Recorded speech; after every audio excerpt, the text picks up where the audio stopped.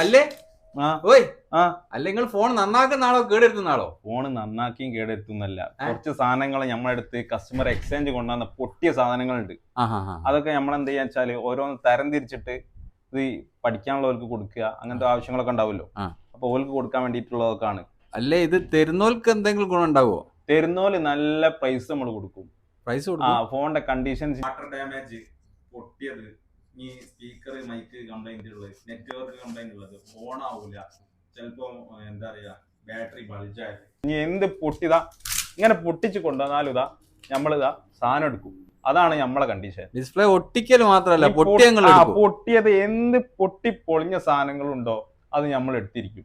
നല്ല പ്രൈസും കൊടുക്കും, കുഴപ്പമില്ലാത്ത പ്രൈസ്. അതായത് മാർക്കറ്റിൽ കിട്ടുന്നതിനേക്കാളും കുറച്ച് കൂടുതലായിട്ട് ഓരോന്ന് എടുക്കും. അല്ലെ ഇങ്ങനെ ഒന്നായിട്ട് കൊണ്ടുവന്നാലും എടുക്കും. നീ എക്സ്ചേഞ്ച് വേണേ എക്സ്ചേഞ്ച് ചെയ്ത് കൊടുക്കുക. ഈ പൈസ ആയിട്ട് തന്നെ കൊടുക്കും. പൈസ ആയിട്ട് വേണേ പൈസ ആയിട്ട് കൊടുക്കുക. ഒരു ബോർഡ് ഉണ്ടെന്നാലും അതിന് പൈസ കൊടുക്കും. ഒരു ബോർഡ് അയിമേൽ ഉണ്ടായാൽ മതി, വേറെ ഒരു പ്രശ്നവുമില്ല. അപ്പം ഇങ്ങനത്തെ ഐറ്റംസും കാര്യങ്ങളൊക്കെ ഉണ്ടെങ്കിൽ നേരെ നമ്മളെ റെഡ് മൊബൈൽ കൊടുവള്ളിയിലേക്ക് വന്നോളി. താഴെ കാണുന്ന നമ്പറിൽ വിളിച്ചാൽ മതി. എക്സ്ചേഞ്ച് ആണെങ്കിൽ എക്സ്ചേഞ്ച്, ഇനി അതല്ല ഇങ്ങനെ ക്യാഷ് ആണെങ്കിൽ ക്യാഷ് ആയിട്ടും തരും. അപ്പം കൂടുതൽ ഡീറ്റെയിൽസും കാര്യങ്ങളൊക്കെ അറിയണമെങ്കിൽ വാട്സപ്പ് ചെയ്താൽ മതി.